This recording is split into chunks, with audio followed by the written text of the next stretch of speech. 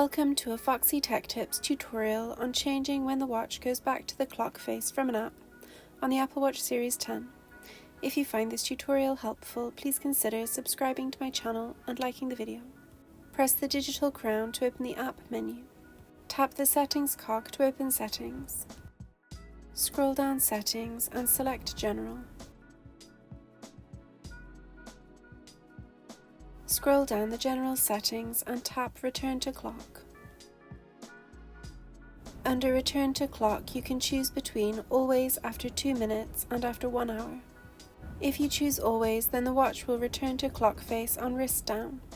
If you choose after 2 minutes, then it will return to the clock face after 2 minutes, or if the digital crown is pressed. If you choose after 1 hour, then it will return after 1 hour or if the digital crown is pressed. If you scroll down, you can choose custom return to clock face options for each app. Select an app, then tap custom. Scroll down and choose which option you would like.